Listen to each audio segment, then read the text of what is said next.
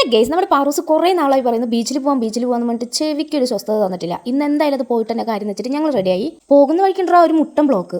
ഇതെന്താ ബ്ലോക്ക് എന്ന് അറിയാൻ വേണ്ടി നോക്കിയപ്പോൾ പെരുന്നാളാണ്. നമ്മുടെ തൃശ്ശൂരുള്ളവർക്ക് അറിയാം ഇതേതാ പെരുന്നാളെന്ന്. അറിയാവുന്നവരൊന്ന് കമന്റ് സെക്ഷനിൽ പറയാട്ടോ. പിന്നെ ഇതാ സ്നേഹതീരത്ത് പോകാൻ തന്നെ എനിക്ക് ഏറ്റവും ഇഷ്ടമുള്ള ഒരു കാരണം ഇതാണ് കേട്ടോ.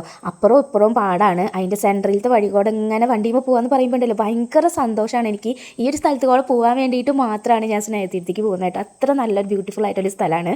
കുറേ ആൾക്കാർ അവിടെ വന്നിട്ട് ടൈം സ്പെൻഡ് ചെയ്യുന്നുണ്ട് കേട്ടോ. ഈ സ്ഥലത്തിന്റെ പേര് എനിക്ക് അത്ര വശമില്ല, അറിയാവുന്നവരുണ്ടെങ്കിൽ ഒന്ന് കമന്റ് സെക്ഷനിൽ പറഞ്ഞേട്ടോ. അങ്ങനെ പുറത്തേക്കൊക്കെ പോകുമ്പോൾ സ്കിപ്പ് ചെയ്യാത്തൊരു പരിപാടിയാണ് ഒരു നേരത്തെ ഫുഡെങ്കിലും പുറത്തുനിന്ന് കഴിക്കാന്നുള്ളത്.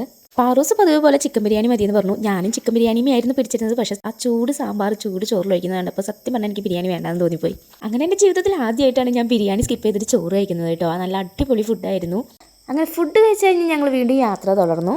അങ്ങനെ നമ്മുടെ വള്ളംകളിയൊക്കെ നടക്കുന്ന ഫേമസ് ആയിട്ടുള്ള കണ്ടശങ്കടം എത്തിയിട്ടുണ്ട്. ഇവിടെ ബോട്ടിങ്ങും കൂടി ഉണ്ട് കേട്ടോ. താല്പര്യമുള്ളവർക്ക് വേണമെങ്കിൽ വരാം.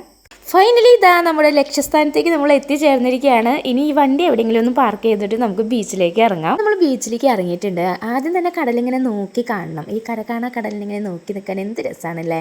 അങ്ങനെ നോക്കി നിൽക്കുമ്പോഴാണ് ഇതാ രണ്ട് കുഞ്ഞു ബോട്ടുകൾ, കുഞ്ഞൊന്നല്ല കേട്ടോ, ഇവിടുന്ന് നോക്കുമ്പോൾ കുഞ്ഞിതാണ്, വലിയ ബോട്ടുകൾ നമ്മുടെ കണ്ണിൽ വെട്ടത്. പിന്നെ പാറു ഇതാ കടൽ കണ്ടതും സന്തോഷം കൊണ്ട് തുള്ളി ചാടാണ് കേട്ടോ. പിന്നെ ഒരു നിമിഷം വെയിറ്റ് ചെയ്യാണ്ട് അവളുടെ ഡ്രസ്സൊക്കെ മാറ്റിയിട്ട് കടലിലേക്ക് ഇറങ്ങിയിട്ടുണ്ട്.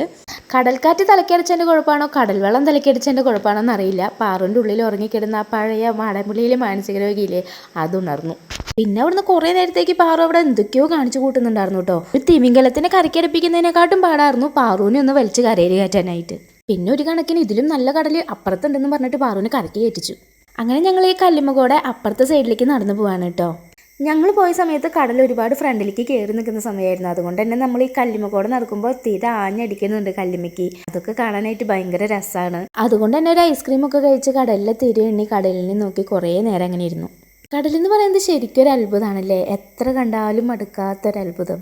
അങ്ങനെ കുറേ കഴിഞ്ഞ് ഞങ്ങൾ വീട്ടിലേക്ക് പോകാനായിട്ട് തിരിച്ചു കേട്ടോ. ഇത് കുട്ടികൾക്കുള്ള ഒരു പാർക്കാണ്. പാറുവിൻ്റെ ഡ്രസ്സൊക്കെ ആകെ നനഞ്ഞ കാരണം ഇതിനെ ഞങ്ങൾ കയറ്റിയില്ല.